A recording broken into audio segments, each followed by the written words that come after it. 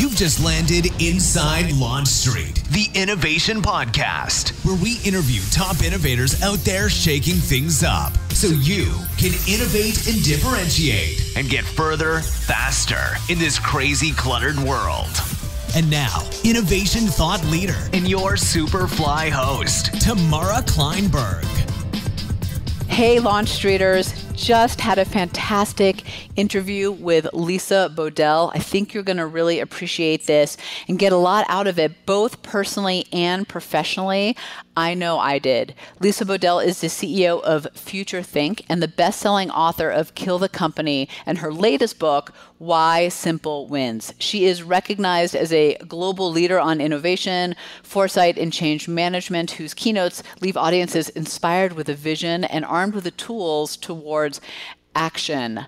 Her new book and keynote, Why Simple Wins, Escape from Complexity Trap and Get to the Work That Matters, is a sought-after topic. And after this conversation, I think you will absolutely understand why. She has worked with organizations ranging from Google and Cisco and Citigroup to Merck, Fidelity, Accenture, U.S. Navy. She's been featured in Fast Company, Wired, New York Times, Bloomberg Businessweek, Forbes, Harvard Business Review.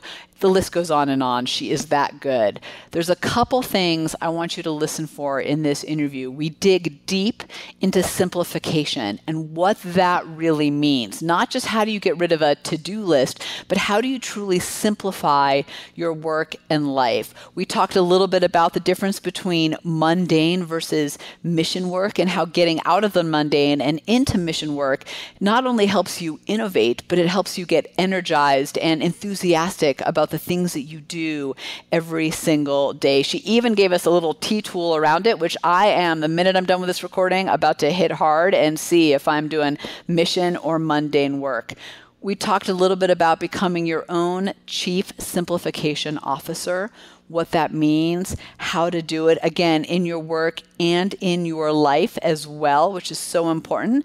And we talked about how to have the courage and to get over the fear to do things like say no and kill the complexity, as she talks about, and challenge those assumptions that are causing unnecessary work and busyness in your life. Like I said, I got a ton out of this interview. I took copious notes. I think that you will as well. Lisa, thank you so much for being here today. Thank you for having me. I'm excited to be here. Yeah, I'm really looking forward to dig in. So we're just going to go for it.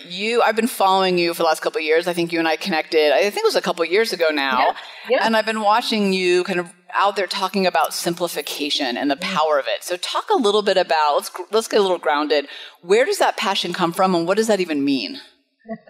I have to say, the passion for simplification and writing this latest book really is one of those physician heal thyself kind of moments. And, I write books out of things that I want to solve for myself, and simplification was definitely one of them.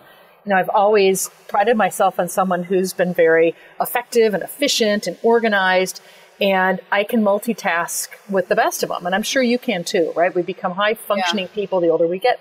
And I have to tell you, though, I couldn't figure out why I still felt like I wasn't getting anything done and I wasn't satisfied. And I mean that, frankly, in terms of both work and personal life.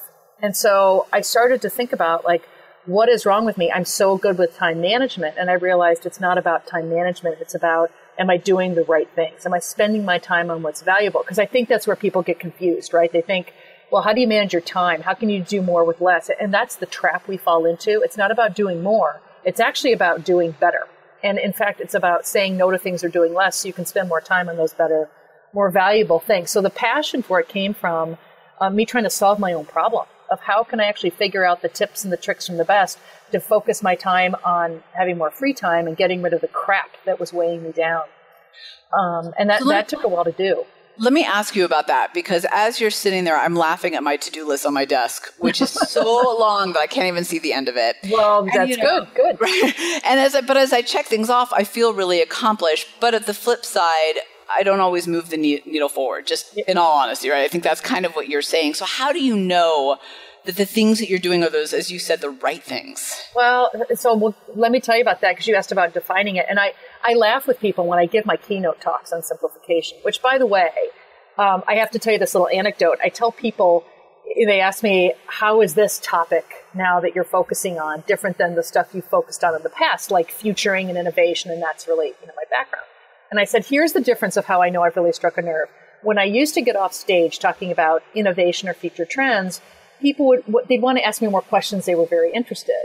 Now when I got off stage talking about, killing complexity or focusing on simplicity, they'd literally want to hug me and tackle me like a therapist. It's like, that's a big difference. It's a huge, inappropriate difference, right?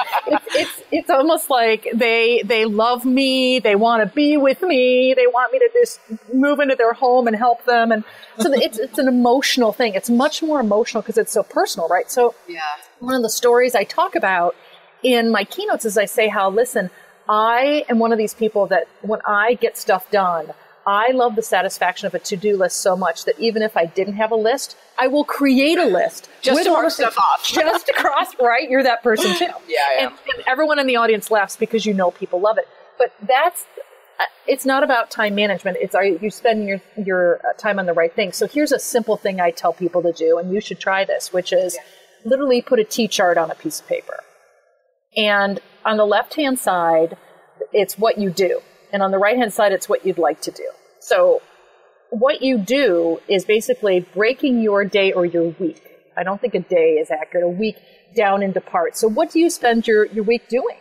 And you can either use your own diary or Outlook calendar, or just jot things down from memory and look at what you spend your time on. And be specific, right? It can be monthly meetings. It can be ongoing sales reports. It can be client calls. It can be responding to emails. Bonus points if you can put time or hours next to these things. Once you do that, then pause. And being very honest with yourself, circle the ones that you feel like help you meet your work or your life goals, depending on if you're doing this for work or personal. Here's what you find. You circle very few things. Right. You do. Right. And people laugh, and it's the stuff you spend your time on are the mundane tasks. They're the things that we put in place to manage the rest of our life, like meetings, reports, policies, procedures, emails, crap, basically. And a lot of it isn't necessary. We create unnecessary, self-imposed work. And when you look at your list of stuff, you realize, I'm spending my time on stuff that doesn't really matter. Well, that's one piece, right? Because then that shows you, here's the stuff I can get rid of, the stuff that's not circled. Here's the stuff circled that I think is more towards my goals. Why is that? And then you move to the right-hand side of your T-chart, and that's what do you wish you could spend your time on? And here's what's interesting. It will be harder for you to fill out that side of the chart because most people are so drowning in the left-hand side, they don't even know anymore what they should put on the right-hand side. Wow. Yeah, and I'll tell you, that was another thing about this whole simplification effort. It was really more about killing complexity than it was about finding simplicity, because until you kill the complexity, you won't even have the mindset to be able to figure out what is the work that matters. What do I want to be able to do once I have that time? And when we go into companies, we find out that a lot of people have become paralyzed. When they do have the time, they don't know what to do anymore. So both sides of that T-chart are really important, so you actually know what you want to be working towards. So how do you know when you go into an organization? I know you do a lot of work with Fortune 500 and kind of big name companies, and ones that really need the help moving forward. And like you said, you have you're steeped in innovation as well. How do you know when you go into an organization that knot of yarn is so tangled and complex? Well, it's easy because you actually talk to people about what do they spend their day doing. And then you talk to them about what do they wish they were doing. And that alone is the left-hand side is it's the tactical, the mundane. It's very task-oriented versus the right-hand side is very visionary, emotional, and inspiring. And so you get a feel for the culture right away. And when you ask people what they spend their time doing and does it get them to their goals and they say no, that right there is the knot. But what is the surprising part is they don't realize that they are the ones that are causing the problem. So this is kind of the interesting thing you learn about complexity is everyone thinks everyone else is the problem. It's them, it's all them. And sometimes it is, because if it's your boss and your boss is imposing on you meetings, emails, then it's hard to fight back because you don't have a culture where you're allowed to say no. You have a culture where there are false deadlines. The culture is driven by risk, fear, power, and control. Those are the real drivers of complexity and why people can't get simplified. And when we look at people's daily work, we can pretty quickly understand what they self-impose as well as what they are allowed to do. And both those things are important, because self-imposed is saying, I can't do this. But the other thing in terms of empowerment is the bigger piece that lets it stick for the long term. Does the boss let you indeed say no? So how does this impact innovation? I have to imagine that just the complexity itself, and then the flip side of that is when you get to simplification. What's that impact look like? And this is funny. I wrote this book because I couldn't figure out why from my last book. You know, I run an innovation company, and I wrote this book. My previous one was called Kill the Company, and it was about how do you get rid of the bad work so you can start doing the good innovative work. And what was interesting was people had a desire to innovate. I mean, that's not a question. I couldn't figure out why they weren't doing it. And the reason why is they couldn't get to it. They were drowning in mundane work. You know, sure, they'd love to brainstorm. Sure, they'd love to do customer-centric innovation, just as soon as meetings and emails were done. So I realized that it doesn't really matter how much we talk about innovation, because we can't get to it. We have to start being more subtractive and get rid of the stuff that's not working. Do that spring cleaning as part of our process so we can have the space for real thinking and innovation to occur. We're not doing the real front end of this process, so all this talk about innovation really is kind of wasting time. Right, so at 5 p.m. maybe if I have the energy. If I'm lucky, I'll get to it. And the problem really is just what you said.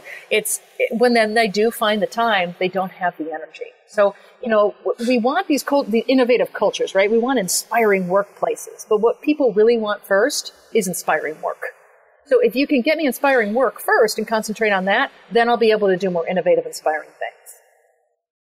So one of the things that you said in your most recent TED Talk, and we'll put the link in our show notes too for everyone so they can go see it, because it's absolutely phenomenal. But you said something that really, I actually had to stop it, reverse it, and listen to it again, because I just wanted to make sure I heard it right. I thought it was so powerful. You said that thinking has become a daring act. Talk a little bit about that. I'm so glad you caught that, because I feel like this gets into that complexity trap. We are so addicted to doing that we have a hard time, even when we do find the space, to think. And I tell this joke about, you're trying to get things done, right? We rely so much on other people. We're so intertwined that, of course, we do have to all get moving in the same simplicity direction to really make it stick. But we're so busy doing that we're not going to be able to do it. Imagine walking by somebody's office, okay? And there's Bob. He's just looking out the window, smiling, and he's just gazing. And you're thinking like, get to work, Bob. Exactly. And he says, I'm sorry, I was just looking out the window and thinking. And the first reaction everyone has when I talk to give keynotes is exactly what you just said. Get back to work. Work is not thinking. And that's the problem. Because we believe when we finally do have the time, that when we look at others do it, they're wasting time. So we have to recalibrate that. What do we spend our time doing equation so thinking can become to the forefront? I'll never forget, this is years ago, when I was actually still employable and working for other people. I got in a world of trouble because I was perusing the internet looking for analogies, ideas outside of our business realm that would help us. And my boss walked by my office and I got in a ton of trouble. I was just kind of thinking through like, hey, how does fitness solve this? How does, music solve this problem? And I had the same response. My boss was like, what are you doing? You shouldn't be doing this on work time. And they just couldn't get it. It was so frustrating to me as the person who, kind of to what you said, I wanted to think, and they wanted me to do. And there's the difference in the culture. But the interesting thing is, I bet if we talked more about this, I'm not sure that you were getting the right things done in that office. There's a difference between probably not. People think that being busy, right, is the best because we put our value in ourselves by being busy, and there's actual currency in that. And that's a problem because then all we're doing is filling time versus using our time in wise ways. And that creates a culture of busy. It may create a culture even of organized, by the way, but that doesn't create a culture of simplified because busy and organized does not mean simplified at all. So, this may not matter anymore, but how did we get here? How did we get to that place where coming in at 7 and leaving at 7 and having a huge to-do list became the mark of success or the mark of, working hard and being invested in what you're doing? And I think when the economy is good, things grow easily, right? And so then we start to talk about how, the busy we are, that must be what's causing this growth.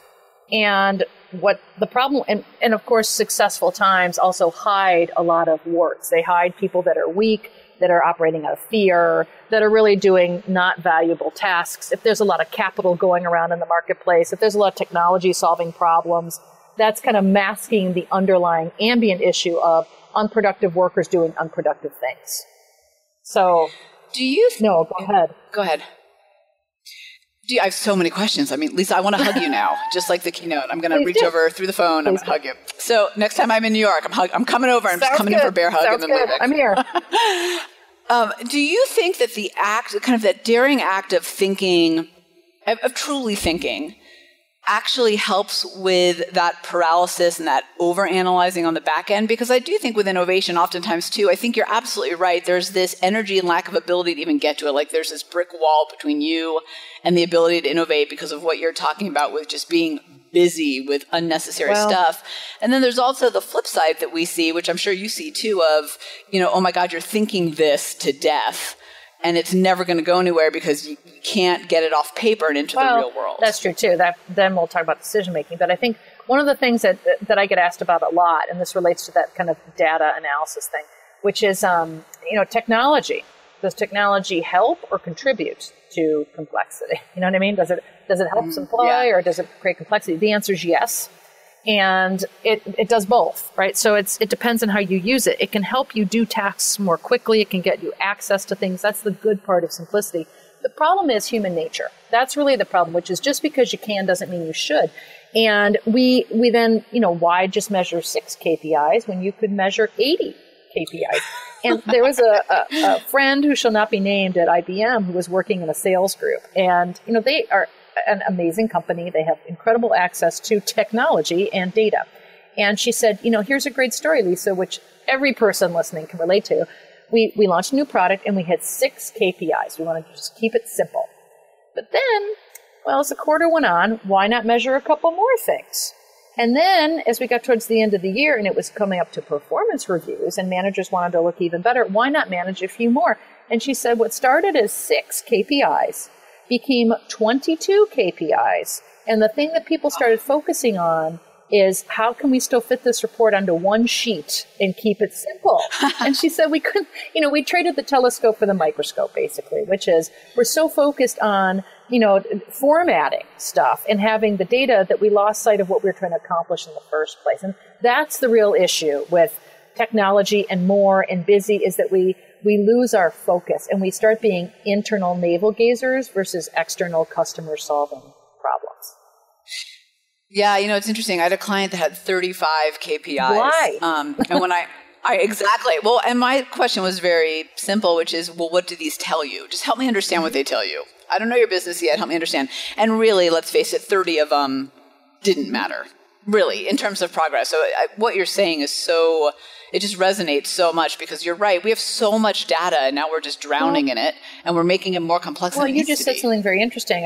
You made me think of a couple things I'd love to talk about, which is one, being extreme and asking questions to really push people to simplify. Because people, it's interesting, they say they want to simplify, but man, they have a hard time letting go. Because remember, we value more. That's one of the issues around simplicity. It's one of the myths is that we value more, not less. So everyone gets rewarded for more, for measuring more, and that allows them to, operate with less fear, with risk, having control, etc. So you really need somebody in charge, either a leader, a decision maker, or a partner in crime, a colleague that will ask the difficult questions. Like you said, tell me what this KPI really means. Tell me how it really is different. What if we didn't? What would happen if we got rid of it? Could we pilot test getting rid of it? Asking those kinds of subtractive questions is really important because people have a fear that they're going to miss something, they're going to get fired. All those kinds of things happen. So you have to be extreme and you have to push, I think, when it comes to simplification.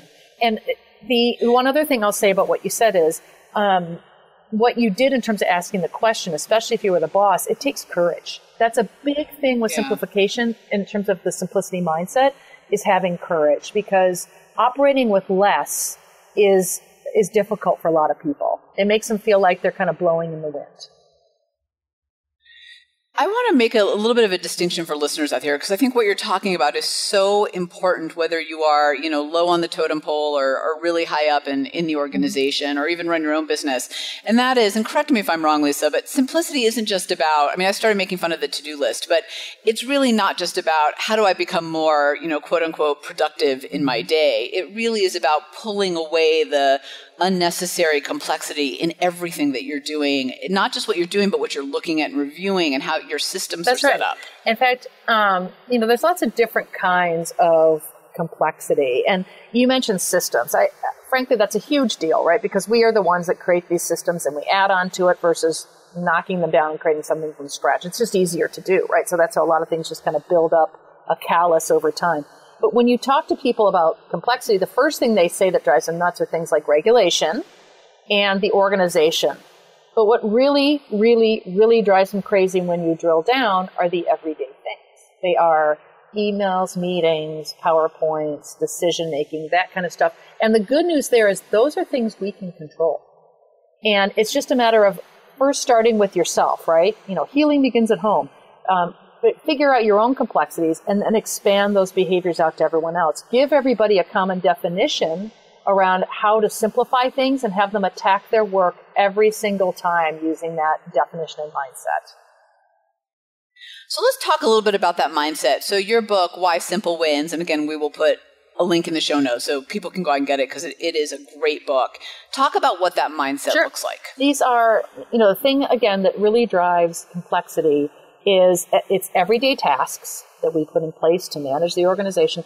And at the most basic level, it's human behavior. It's risk, fear, power, and control. So to be a leader of simplicity, or to be your own, what I like to call chief simplicity officer, you need to have a few basic skills. The first one is courage. You really need to have a courage to say no, to let go, to have a subtractive mindset. That's a key thing. The second one is just operate like a minimalist, right? Get rid of, constantly spring clean. Rather, when you add one thing to the to-do list, what are you taking off? How can you delegate? How can you say no? Being a minimalist is key. The other thing is being results-oriented. It's not about action. It's about outcome. So that's where the people have a problem when they do that T-chart exercise. Lots of action on the left-hand side, but very little outcome and meaningful work. So they have to be very results-oriented. And then the other thing I would just say is focus, because it's really easy, especially in times of good, in times of plenty. Well, we've got the money, let's do a special project. Well, we've got this, we have an opportunity to add a new feature, why not do it? And what it does is that distracts us from the core focus of what we're trying to achieve. So I would really question before starting a new program, is it getting us to what we want to achieve? Does it keep us focused on our mission? And if it doesn't, don't do it. I want to loop back to what you said about it's not about the action, it's about the outcome. I think that is so important, and I'm very outcome driven, so sometimes maybe too much. Sometimes I need to back up and say, what do I need to do to get there? But I think that to your point, that really is the difference between kind of what are those day-to-day things you're doing and what are you really trying to achieve. How do you shift that? Like, will you give us an example in your work of how you put that into practice? Because I think it's one of those things that's sounds great, and then people actually have a hard time with it. So this gets into basically time versus value equation. That's really what we're getting down to, which is, are you spending your time on the things that drive the most value? So, for example, that's where you have people really audit things like audit their meetings, audit their reports. These are two very tangible things you can do and look at, are these necessary? Are these really getting me to the outcomes that I need, or can we achieve this in a different way? Because what I'm trying to do is eliminate things you do on a daily basis that you think are being used to get you to your outcome, your mission, whatever, and actually they're just getting in the way. So, for example, I have people at Sprint. We had them audit every meeting within one of their groups that they do throughout the year, daily, weekly, monthly, quarterly, ad hoc. And we charge them with getting rid of half of them.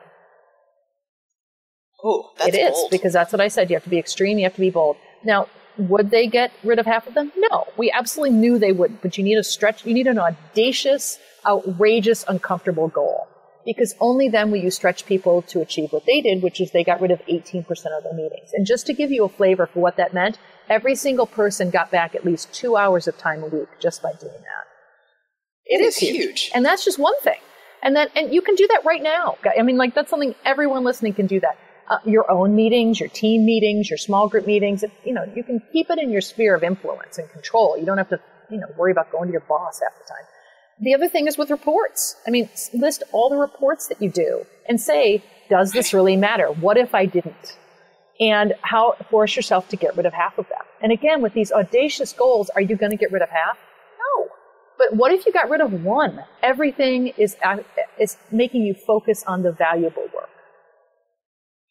I love that. It reminds me of the visual I get is like a rubber band that you got to stretch it too far to actually get it to the place that you want it to be. And I think sometimes when you position it that way, people are allowed to remove the handcuffs and think bigger as well, and not just, I'll just get rid of this one thing. I'll get rid of these 10 things. I want to flip gears for a second and talk about, so you remove complexity, you get to this simplification mindset, and you put that into practice. What happens to innovation inside companies when you hit that place? Well, I mean, I'll tell you, first thing is that they're energized. Like, people are excited to think and to do better work because they're focused on mission versus on mundane. So that's number one. And so you give just this mindset and this culture where people are looking to do and feel like they have permission to do these bigger things. The second thing is they have the time. So now the time that they used to spend doing internal checkpoint, cover your ass kind of things, now they spend that time doing external, customer-focused, come up with new idea, revenue-generating kinds of things. So that's just kind of like a broad stroke kind of example. You know, I'll tell you, there's an example we talk about in the book at Merck, where they literally, once they audited and got rid of a whole bunch of meetings, reports, and emails, they noticed that their innovation pipeline was suddenly growing by more than 10%. And is that interesting? And it wasn't mandated. You know, time to come up with some ideas. People were just doing it on their own. That became part of the DNA versus meetings and emails. You know, they fill the void. That is so big. One of my big frustrations with companies is, innovation is relegated to that 3 p.m. brainstorm with the scented markers and the blank easel pads. And, don't get me wrong, I love scented markers. They're like corporate crack. They're great. But, innovation shouldn't be in that point in time exercise at that certain time. And to your point, half the people shuffle in with no energy to think differently to begin with. And what I hear you saying is that when you simplify, the ability to innovate becomes second nature to people because they have the energy and probably more of the enthusiasm. They do. Too. And this gets back to, yes, people want inspiring work environments, but if they don't have inspiring work, it doesn't matter. So that's what I say about cultures. I want to know, here's a little interesting tidbit about how do I know a good culture.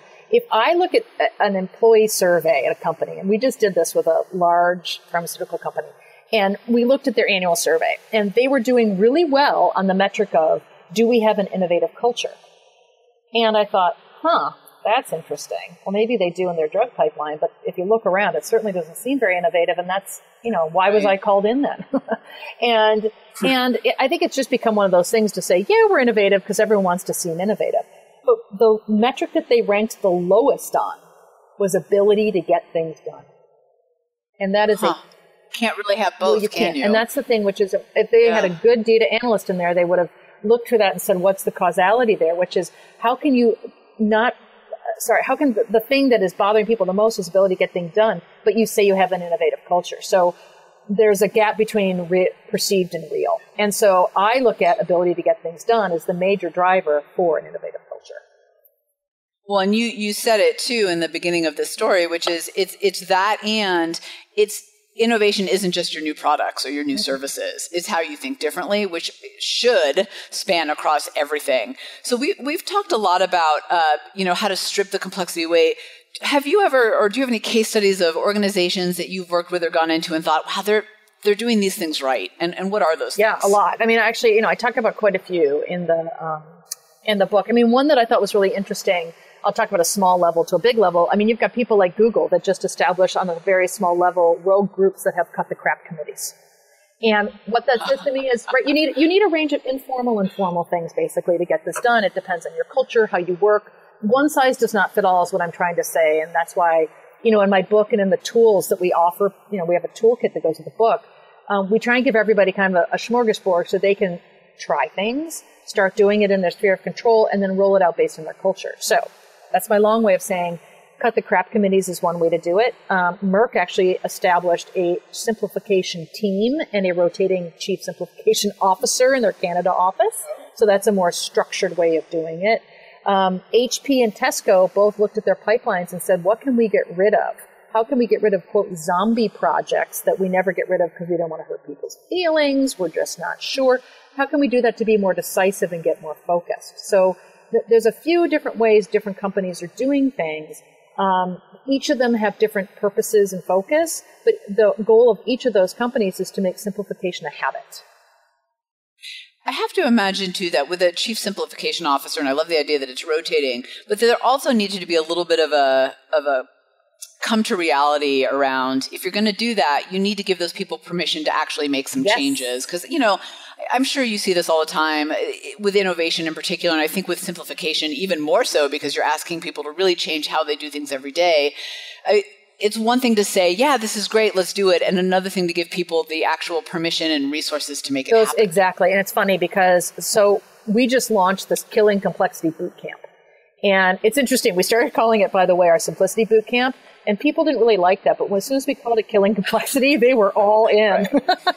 We like to move away from pain. That sounds good. We like to help me solve this pain problem. So the reason I'm telling you this is that when people come in, we have them do this is one of my favorite things, a code of conduct. We have them as a team or as a cohort.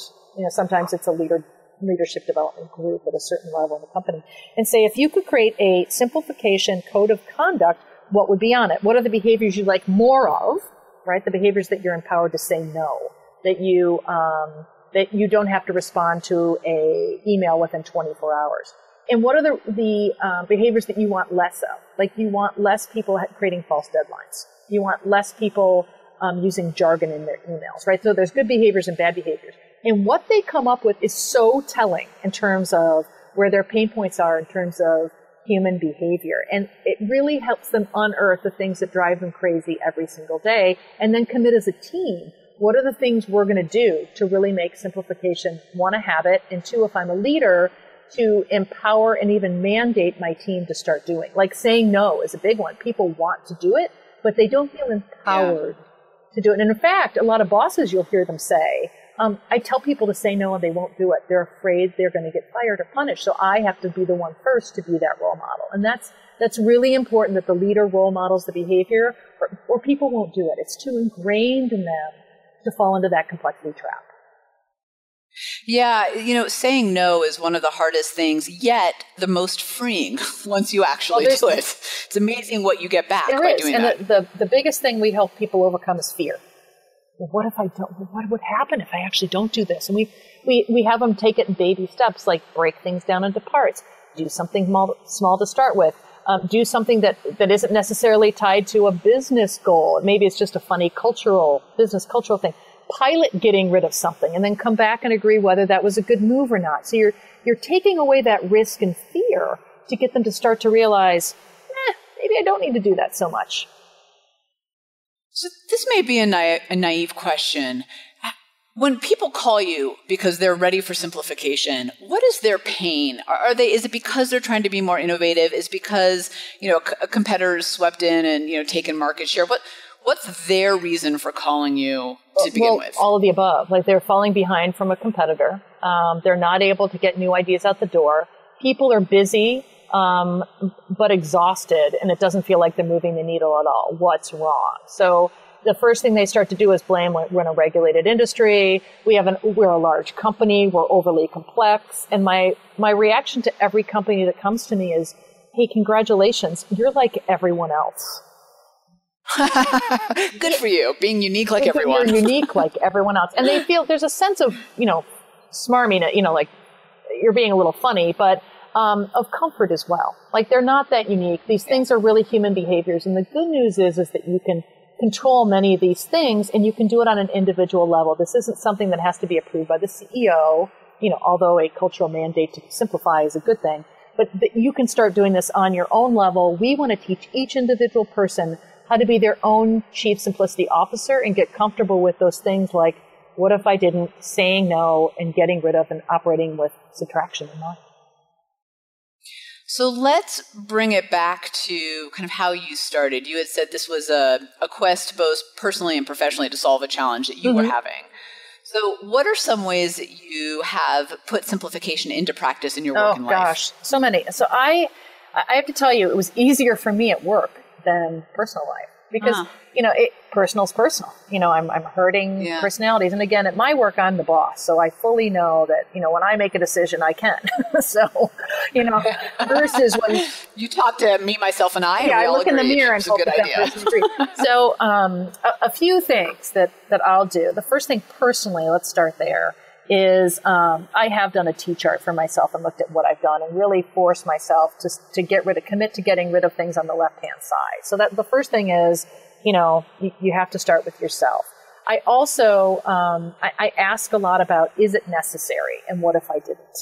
And that's really helpful for me with things like, in my personal life, kids' carpools and sports, not going, signing up for three different teams, not having to participate in that bake sale again because I feel guilty, that kind of stuff I'm talking about like as a mom. And I also pilot saying no to things. Like maybe I don't need to renovate this part of, my kitchen right now. Maybe I can not go on this trip for another couple months. We can kind of simplify things. In my work, I'll tell you the best thing I can get my team and myself to do is getting rid of rules and questioning assumptions.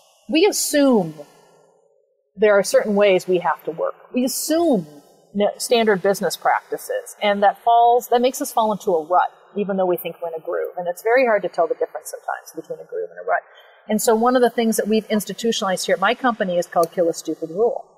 And it's so institutionalized now, we just do it. We don't have to sit down and do it annually, or we meet biannually to go over our annual plan and strategy development. And what I do is I ask people to give me their rules that they think are holding us back from being a better company. And I am shocked with what they come up with. And the reason why I'm shocked is often the rules they come up with are the ones I created. I had to come from somewhere. Well, I'm the boss, so of course I'm the one that comes up with all the stupid rules. But and it's true. That's what happens if you do this and you're a boss. Put your armor on, because the things people will come up with are the things you created. But some of them have outlived their time, and my team's right. Some of them are stupid because I don't do that actual work. So I don't know how it really works. I'm just trying to put a process in place to make things operate smoothly. And in fact, I'm doing the opposite. So it's important to talk to the people doing the work and ask them what we can get rid of, because then that also segues into a conversation of what can we do better. If you were to tell someone kind of the one reason why they should pick up your book, and the reason that, it's not going to just be yet another book on the shelf of books I never finished, what would that reason be? And just for everyone out there, the book is called Why Simple Wins. Again, it's fantastic. I'll put it in the show notes, but I'd love to hear your perspective on why we should pick it up. I mean, first of all, we don't realize the amount of complexity we're drowning in. And we also don't realize the power we have to change it. And I think there are things in the book, there's even a chapter dedicated to it, that can make them see the tactics that they can start trying immediately when reading it to make a difference in their life and get time back for the things that matter. And what matters is up to the reader. That might be spending more time with your kids. It might be getting a pet. It might be doing volunteer work. It might be getting a promotion because you were able to come up with that really kick-ass idea that before you couldn't do because you were drowning in emails all night long. Oh, midnight emails. Those are the worst. Where should people find you online? Where would you like them to go to learn more? Well, obviously, to get the book, go to Amazon. There's the book, and there's the Toolkit, too. I'm pretty proud of the Toolkit because we wanted to make the tools available so people could do it with their teams or themselves and become that chief learning officer. Or come to my website, which is futurethink.com, and you can see in there, you can get access to, if they'd like, all of our simplification resources online. We actually give access to them through a small membership, and that gives people downloadable tools and videos, not longer than 2 minutes each, that they can just kind of get a tip or technique every week just to try something new. That's great. I think it's important to have that focus on tools as well. I can't tell you the number of ideas that I've come across and be like, that's great. And then I'm just left with like, well, how do I do that? Not only how do I do it, I don't have time to do that. So that's what there are a bajillion great ideas that never see the light of day, not because they're good, but because we didn't have time to get them done. Yeah. So Lisa, in closing, what's the one thing people would be surprised to learn about you? It's, passion, hobby, experience. Oh my gosh. Okay, let's see. I am an avid traveler, not just because of my work, but I really believe, especially for my children, to stamp that passport. I want them to get out and see the world. And so I have been to, 50 countries, and last year all 50 states. That was a pretty big one for me. Wow. Yeah, North Dakota, South Dakota. And the woman at the rental car, this was funny, we got off the plane in North Dakota, and we were driving down to South Dakota because that's how I was going to check this thing off the list. And I get up to the Hertz counter and I said, hey, can I rent a convertible? Fun fact, no convertibles in North Dakota. But she said, let me guess, we're your 50th state, aren't we? And I said, oh my God. She goes, nobody else comes here. And I said, actually, no, you're my 49th. No. Once I hit South Dakota, I'll be 50th. She high-fived me and gave me a discount. So I was really excited about that. When you know you're the 50th state. Know. Unless you're fracking, you're the 50th state. Right. Oh my gosh. We were actually just in South Dakota last weekend. Oh, fun. We're hitting the Badlands and Mount Rushmore and all those good things. Isn't it great? That's the other thing is people say, not everybody can travel. You get to do that for your work. And I said, no, wait a minute. I'm not saying go abroad. I'm saying, this is a big country and it's an awesome country. Get to the States, and the national parks are great. They're so great. And, so we always traveled internationally. My family is originally from Israel, and we grew up in the Bay Area. So you just flew everywhere international. Yeah. But I've now come to realize how many amazing things are right in our backyard, and really driving distance away, not always short. I don't do well in cars, so anything beyond 3 hours to me is hard. But I do it because it's all really right there. It's amazing. It's amazing. So that's great. I think you and I align. Getting out and seeing the world is amazing. Yeah, it's. I think it also, just to kind of loop it back, I think it leads to innovative thinking because you understand people from different perspectives and experiences. You just nailed it. It's funny. One of the things I'll tell you, I said about my children when I first took my son on his first trip. He wanted to go to Spain with me because he, of course, likes football, soccer, and he started to. When we were on the trip, I noticed something funny he was doing. And whenever we would go to a new restaurant or, a new cultural experience or, meet somebody that spoke a different language, he said to me, especially when he was eating something odd, Mom, this is really weird. And I said, Jack, one of the things you can't say the word weird when you're with Mom because, why do you think it's weird? And he said, because it's not how we do it. And I said, when people look at you and see how you act, they think you're weird. And he looked at me like, that is not possible. I'm not weird. And I said, so from now on, you got to look at things as different. And I will tell you, it changed his perspective. Yeah. Have you seen, random side note, but Derek Sivers' little, I think it was a TED or something, 3-minute different versus weird? Oh, I'll send it to you later. It's fantastic. It highlights exactly what you're saying. Is that different, weird, or is it just different? I've never heard that. Darn it. Did he get that from me or me from him? I think great minds think alike. Let's go with that. That's great. Yeah. Well, Lisa, this has been phenomenal. Thank you so much. Really, I've gathered a lot. I have circled my little T. I'm going to go do some simplification actions right now. Oh, good. Well, listen, you're a wonderful interviewer, and thank you so much for doing this. Thanks for hanging out with us inside Launch Street. When you're ready to take your game to the next level, join the thousands of others that are upping their innovation edge on GoToLaunchStreet.com, the top online education resource and community platform for innovators looking to use innovation to get measurable results. GoToLaunchStreet.com.